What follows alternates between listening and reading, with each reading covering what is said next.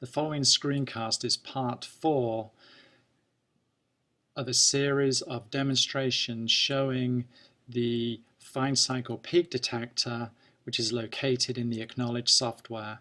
In the previous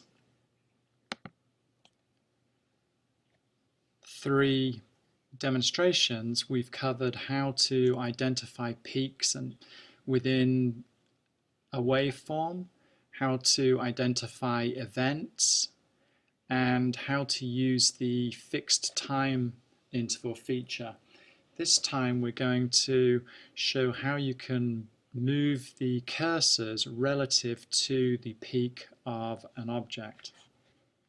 If we come into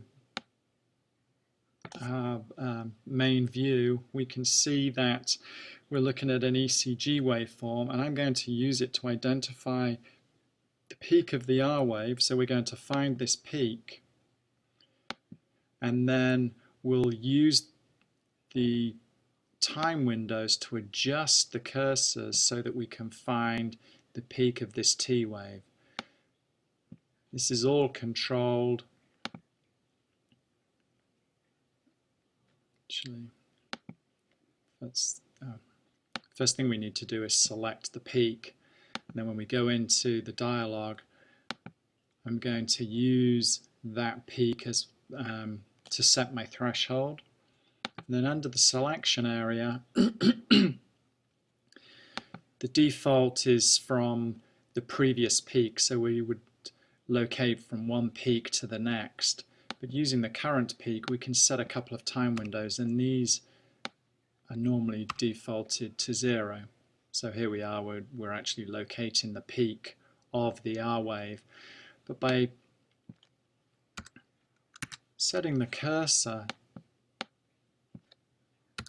to different time values, we can control the movement of them. So basically what we're doing is controlling the left edge of the cursor and the right edge. And by using 100 milliseconds or 0.1 seconds and 0.5 seconds, we've shifted our cursors so that, get a better view here, so that we're highlighting this area of the waveform. And then by selecting the appropriate measurements, if I manually scroll through, you can see how the software is advancing and highlighting the area of the T wave, like so.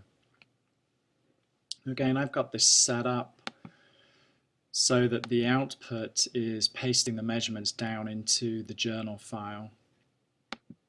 What I'm going to do is highlight all of my data,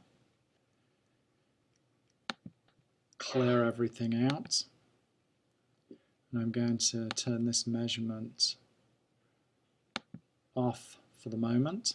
So we're just looking at the maximum amplitude on channel 1, which is ECG, and the delta time window. Oops. And what I'm going to do is say find all cycles. So now we've got 2 columns of measurements, one for max and one for delta T. And if we compress our data,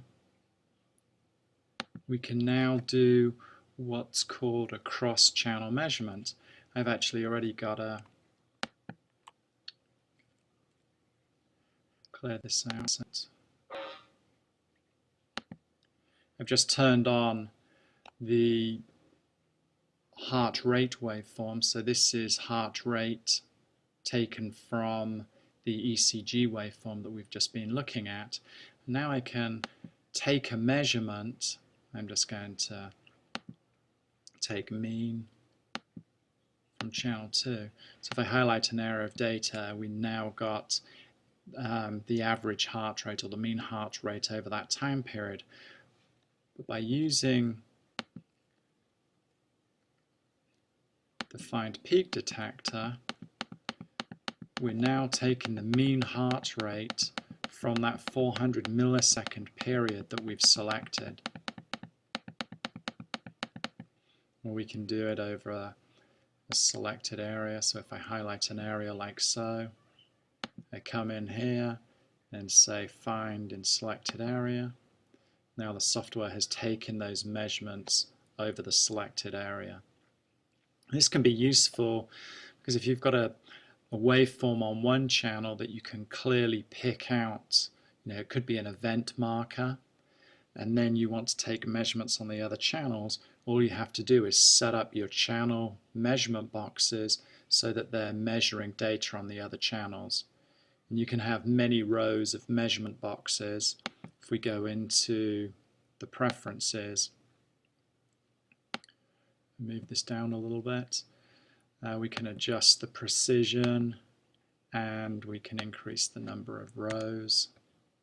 So now we'll have 2 rows of measurement boxes. So here we have it, and now by adjusting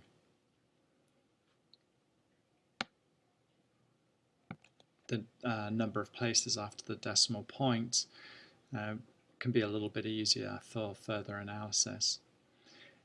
Anyway, the Find Peak is an extremely powerful tool. It's one of those tools that you need to play with to familiarize yourself how it's working. But this concludes number 4 in our series of Find Cycle Peak Detector screencasts.